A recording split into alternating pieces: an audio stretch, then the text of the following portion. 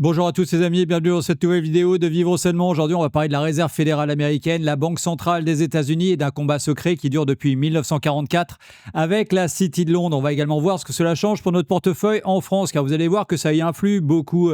Alors pour commencer, avant 1971, chaque dollar pouvait être échangé contre de l'or et c'était une règle qui obligeait les banquiers à rester enfin sérieux. Et puis en 1971, devinez quoi? Eh bien c'est le président Richard Nixon qui a tout simplement décidé de supprimer toute cette règle sous la pression des banquiers de Londres. Et depuis lors, la Réserve fédérale américaine a pu créer des milliers de milliards de dollars basés sur du vide absolument totalement intersidéral. En fait, ces banquiers avaient juste à presser sur un bouton et c'était devenu le début de l'argent magique à volonté. Et bien entendu, sans trop rentrer dans tous les détails, les hausses des taux d'intérêt de tout cet argent magique ont détruit et détruisent toujours régulièrement des usines et des emplois. Il faut monter le prix de absolument tout ce que nous achetons. Et une économie, Judy Shelton, avait donc dénoncé tout ce système de pouilleux et Donald Trump voulait la nommer à la Fed en 2020, mais des traîtres de sénateurs rhinos l'avaient bloquée à l'époque.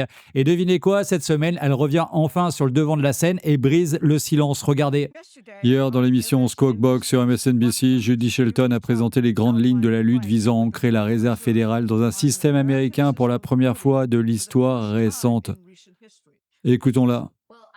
Eh bien, je pense que nous devons abandonner cette très vieille idée keynésienne selon laquelle la croissance économique est inflationniste et qu'un faible taux de chômage est inflationniste.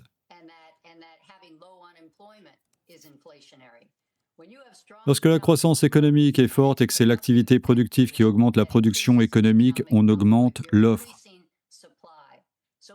Ainsi, même si la demande des consommateurs augmente, on lutte contre l'inflation en répondant à cette demande grâce à l'augmentation de la production. Et la Fed voit les choses tout à fait différemment. La Fed affirme que tout ce que nous pouvons faire, c'est écraser la demande avec des taux d'intérêt restrictifs. Avez-vous entendu cela? Nous devons abandonner l'idée keynésienne selon laquelle la croissance économique est inflationniste. Augmenter la production physique réelle et les salaires des travailleurs n'est pas inflationniste. C'est ce qui permet de vaincre l'inflation. Elle a développé le même argument dans le Wall Street Journal de vendredi. Shelton ne se contente pas de critiquer la politique de la Fed. Elle affirme que l'ensemble du cadre régissant la finance mondiale depuis le 15 août 1971 est complètement erroné. Et elle le fait la même semaine où Kevin Warsh a prêté serment pour mener un changement de régime à la Fed. Or, Donald Trump avait nommé Judy Shelton à la Fed lors de son premier mandat, mais les sénateurs rhinos l'ont bloqué. Elle a mené une campagne acharnée en faveur d'un nouveau Bretton Woods. Des taux d'intérêt bas, des taux de change stables, un soutien à la productivité physique et une hausse des salaires réels. Ce n'est pas un hasard. Elle fait désormais la une de la presse financière pour les réformes de Trump et Warsh à la Fed. Depuis sa création, la Fed a toujours été le point d'étranglement de Londres et de Wall Street sur l'économie américaine. Trump, les secrétaires au Trésor Scott Bessent et Warsh sont en train de supprimer ce point d'étranglement, de mettre la Fed au pas et de créer un crédit alternatif par l'intermédiaire du département du Trésor. Parallèlement, les efforts de Trump pour nouer des relations avec la Russie, la Chine, l'Inde et le Japon laisse présager un nouveau Bretton Woods. Donc Judy Shelton attaque une idée bien précise inventée par l'économiste britannique Keynes. Keynes avançait l'idée totalement stupide que la croissance économique crée évidemment de l'inflation et donc il fallait augmenter les taux d'intérêt des banques centrales dès que l'économie allait trop bien. Alors la vraie question que tout le monde se pose, c'est pourquoi ce Keynes avançait des stupidités comme celle-ci? Eh bien il faut juste savoir que l'État profond est composé de très grandes banques à la City et Wall Street. Alors pourquoi voulait-il imposer cette idée qui n'a absolument aucun sens pour les peuples? En fait, il faut juste comprendre que les taux d'intérêt élevés ralentissent la production et tuent les usines. Mais d'un autre côté, ils enrichissent les spéculateurs qui possèdent des actions et des obligations et se gavent royalement sur le peuple. Et Kevin Warsh, un ancien banquier choisi par Donald Trump, entre à la Fed en ce moment pour casser toute cette logique qui a saboté toute l'industrie américaine et mondiale. Regardez. À présent, Kevin Warsh fait son entrée au sein d'une réserve fédérale dominée par les économistes keynésiens. Comme le dit Trump, chaque fois que l'économie réelle commence à prospérer grâce à la hausse de la productivité et des salaires, il freine brusquement et brise l'élan. Ou comme cela s'est produit lors de la crise du Covid et de l'effondrement de 2008, ils injectent des crédits massifs pour renflouer les bilans de Wall Street et de Londres, créant ainsi une richesse colossale pour les détenteurs d'actifs. Lorsque l'inflation se déclenche, ce qui est inévitable, il relève les taux. Et ceux qui ont le plus besoin de crédit, les entrepreneurs, les petites entreprises, les constructeurs, se font avoir. Or, malgré les prévisions catastrophiques de tous les économistes réputés concernant les droits de douane, l'économie de Trump continue de croître. Voici ce qu'a déclaré hier Kevin Hassett, directeur économique national. Dans quel secteur observez-vous actuellement le plus fort développement de l'industrie manufacturière? Dans quel secteur? Oh oui, bien évidemment, les centres de données jouent un rôle important, mais ce sont surtout les médicaments. Les gens rapatrient la production de médicaments à un rythme effréné en ce moment. La construction automobile revient aux États-Unis, tout comme un tas de choses qui semblent insignifiantes, mais les entreprises d'infrastructures électriques, ceux qui fabriquent des transformateurs et tout ça, ils construisent des grandes usines neuves ici, et même Caterpillar fait tout son possible pour fabriquer du matériel de production d'électricité aussi vite que possible et investit massivement dans ce domaine. C'est donc à peu près tout ce que je viens de dire qui est en cours d'investissement en ce moment. Et le conseiller commercial Peter Navarro met désormais en garde contre le fait que les Keynésiens de la Fed pourraient déclencher une nouvelle catastrophe en réagissant de manière excessive au, je cite, choc pétrolier provoqué par la guerre en Iran. Il écrit que la Fed ne peut pas produire un seul baril de pétrole supplémentaire. Elle ne peut pas rouvrir une voie maritime. Elle ne peut pas raffiner de l'essence. Elle ne peut même pas faire baisser le prix du diesel en écrasant la demande de prêts hypothécaires dans l'Ohio, ou en forçant un petit fabricant de Pennsylvanie à refinancer son crédit à des taux punitifs. Une hausse des taux de la Fed à l'heure actuelle freinerait la demande en réponse à un choc d'offres et frapperait précisément là où l'économie est la plus vulnérable. C'est le contexte immédiat des remarques de Shelton et de l'escalade de Donald Trump. Mais cela s'inscrit dans une bataille bien plus vaste qui a débuté lors de la conférence originale de Bretton Woods en 1944 et qui en réalité n'a jamais cessé. Donc voilà, tout se termine sur une date clé très importante, 1944, qui est l'année de la conférence de Bretton Woods. Et ce que l'Amérique a oublié, c'est que la France du général de Gaulle a été l'un des premiers et des plus féroces opposants à tout ce système de pouilleux. Et dès 1965, le général de Gaulle a dénoncé l'exorbitant privilège du dollar, cette monnaie qui permet aux États-Unis de s'endetter sans absolument aucune limite. Le général de Gaulle était totalement au furax. Il avait secrètement envoyé l'armée française chercher des milliards de dollars en or à New York et à Londres pour pouvoir les rapatrier à Paris. C'était l'opération Vite-Gousset à l'époque. Et cette défiance française a été l'une des causes de tout l'effondrement du système de Bretton Woods en 1971. Aujourd'hui, Donald Trump veut reconstruire un système où chaque pays qui produit des voitures, de l'acier, des médicaments, des puces ou autres puisse commercer sur un pied d'égalité sans être victime de toutes les manipulations monétaires de Londres et de Wall Street. Regardez. Nous sommes en juillet 1944. 730 délégués de 44 nations se réunissent à l'hôtel Mount Washington dans le New Hampshire.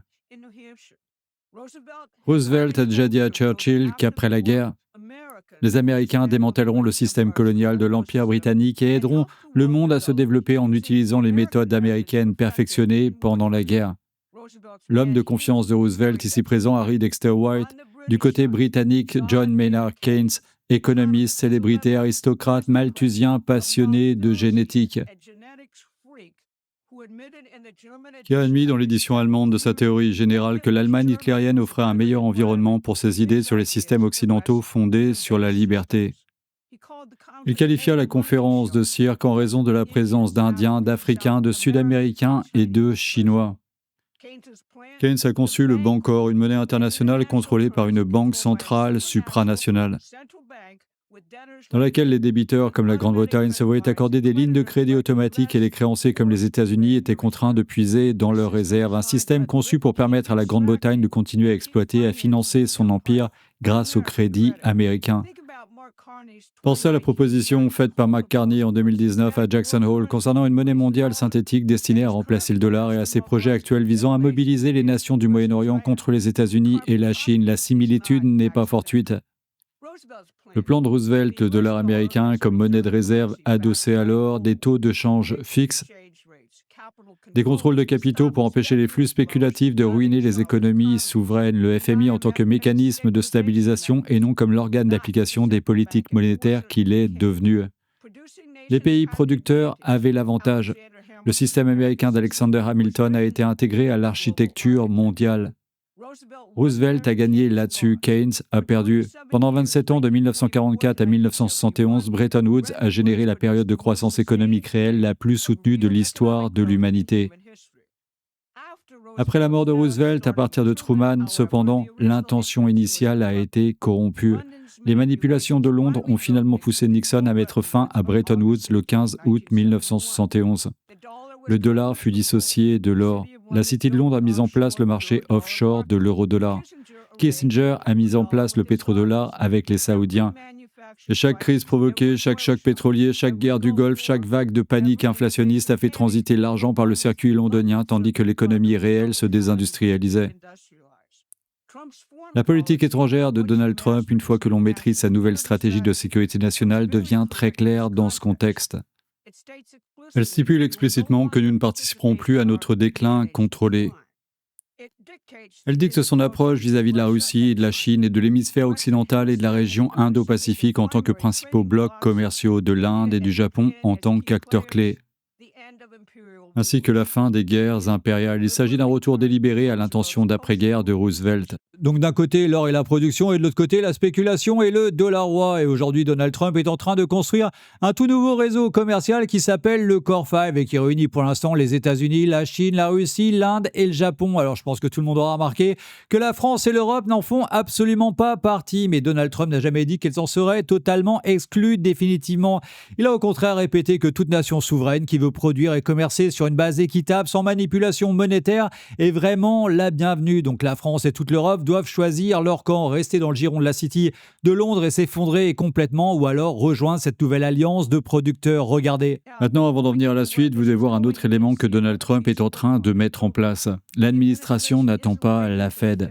Elle a mis en place un système de crédit au sein du pouvoir exécutif comme l'a fait Roosevelt lors de la mobilisation de la Seconde Guerre mondiale. Par exemple, le Bureau du capital stratégique du Pentagone, doté d'un capital de près de 210 milliards de dollars, une banque d'investissement au sein du ministère de la Guerre orientant le crédit vers les terres rares, les munitions et les fonderies de puces électroniques.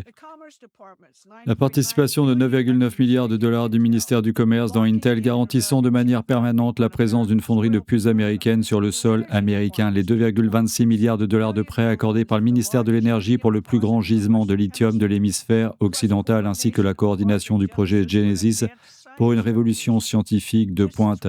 C'est ce qu'Hamilton a fait avec la première banque des États-Unis. Le crédit public doit alimenter la production moderne et l'avenir et non la spéculation de Wall Street. Dans le cadre des plans du président, la Fed est en train d'être réduite et subordonnée au Trésor. Scott Bessent dirige le programme de crédit alternatif de l'exécutif destiné aux constructeurs et aux producteurs de ce pays. Or, si la production vient à bout de l'inflation et que le crédit public afflue vers l'industrie manufacturière, il faut des partenaires qui produisent. Ce qui nous amène au secrétaire Rubio à New Delhi. Il a passé 3 jours à visiter les sites culturels les plus vénérés de l'Inde et rencontrer ses dirigeants rassurant l'Inde sur son importance pour les États-Unis. Compte tenu des tensions tarifaires et du rapprochement de Donald Trump avec les rivaux historiques de l'Inde, le Pakistan et la Chine. Les résultats de la réunion du Quad de mardi entre les États-Unis, l'Inde, le Japon et l'Australie. Un accord cadre américano-indien sur les minéraux critiques couvrant les terres rares, les minéraux stratégiques et l'ensemble de la chaîne d'approvisionnement, de l'extraction à la transformation en passant par la fabrication. Un accord cadre du Quad sur les minéraux critiques. Les 4 nations coordonnent leurs efforts pour briser d'un seul coup le nouveau monopole de la Chine et le monopole commercial de Londres. Ils construisent un projet portuaire du Quad de Fidji financé par 4 nations souveraines et non par des capitaux étrangers. Et Rubio a invité 50 pays à une réunion sur les minéraux critiques à Washington, proposant une zone de commerce préférentielle pour les producteurs, réservée aux producteurs sans intermédiaire financier. Le Quad regroupe 4 nations. 2 d'entre elles, l'Inde et le Japon, font partie de ce que l'on appelle les Core 5 au sein de la politique étrangère du président. Les Core 5 sont la Chine, la Russie, l'Inde, le Japon et les États-Unis. 5 puissances industrielles souveraines, chacune dotée d'une capacité de production colossale. Chacune ayant intérêt à une architecture financière qui récompense ce qu'elles produisent et non ce que le casino de Londres attribue à leur monnaie. Chacune a un passé profondément négatif avec l'Empire britannique et a un souvenir très vif de l'économie du système américain. Remarquez qu'il ne fait pas partie du Core 5, Londres, Bruxelles, l'appareil du FMI et de la Banque mondiale, toute l'infrastructure offshore du dollar post-1971. Le Core 5 n'a pas besoin de la City de Londres pour servir d'intermédiaire dans ces échanges. Il traite directement minerais, énergie, produits manufacturés, accords monétaires entre nations souveraines. C'est l'objectif de la politique étrangère de Donald Trump, ni endiguement, ni accords bilatéraux, mais une nouvelle constellation de puissances productives dotée d'une architecture financière qui les serve, et non les financiers qui les ont exploités pendant 50 ans. Ainsi, le message de Judy Shelton est relayé par les partisans de l'économie du système américain de Donald Trump. Elle affirme que le keynésianisme doit disparaître. C'est la reprise de l'argument avancé par Roosevelt lors du débat de Harry Dexter White en 1944. Warsh met cela en œuvre à la Fed. Le pouvoir exécutif a déjà mis en place un système de crédit hamiltonien contournant à la fois la Fed et le Congrès. Le Quad vient de s'engager à développer des chaînes d'approvisionnement sûres en minerais. Les Core 5 s'alignent. Et la City de Londres, représentante keynésienne de l'Institut de Bretton Woods, est exclue par choix. Ce n'est pas une histoire de la Fed, ce n'est pas vraiment une histoire de politique étrangère, c'est une histoire de Bretton Woods. Le combat original Keynes contre White, extraction contre production, empire contre souveraineté, n'a jamais pris fin. Il est resté dans l'ombre pendant 55 ans et cette semaine, Donald Trump l'a ramené au grand jour. La plupart des gens ne font pas le lien car la véritable histoire a été réécrite ou détruite. Harry Dexter White est mort d'une crise cardiaque peu après avoir été calomnié comme communiste pendant la période McCarthy.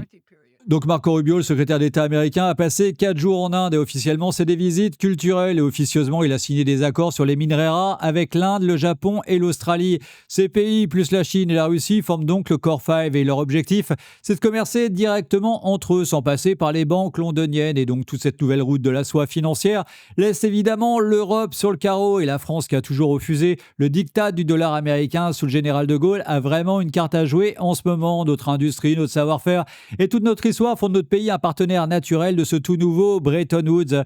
Et si l'Europe choisit la souveraineté monétaire et la production, elle sera alors accueillie. Par contre, si elle reste dans l'ombre de la City, elle sera alors laissée en ruine, mais vraiment en ruine complète, avec un euro qui aura totalement dévissé. Qu'en pensez-vous, les amis? Dites-le moi dans les commentaires ci-dessous, s'il vous plaît. Voilà, c'est terminé pour aujourd'hui. Alors sans aucune transition, je vais rouvrir une petite parenthèse. Si vous aimez mes vidéos, sachez que tout ce travail me prend énormément de temps et de recherche et YouTube ne me paye presque rien sur mon type de contenu. C'est donc grâce à vous, via Tipeee, que je peux toujours continuer à creuser tous ces sujets sans absolument aucune censure de ma part. Et même 1 euro par mois, ça m'aide vraiment beaucoup. Ça me permet de payer tout le matériel, les logiciels et tout le temps nécessaire que je passe pour créer ces vidéos. Merci vraiment à tous ceux qui me soutiennent déjà. Vous êtes vraiment la raison pour laquelle cette chaîne peut toujours rester totalement libre et indépendante. Voilà, cette vidéo se termine. Je vous aime vraiment très très fort les amis. Ensemble, on va tous y arriver. Si vous avez tous aimé cette vidéo, partagez-la sur tous vos réseaux sociaux. Cliquez sur j'aime, la cloche et s'abonner qui sont juste en dessous. Et à très bientôt pour une prochaine capsule sur Vivre sainement.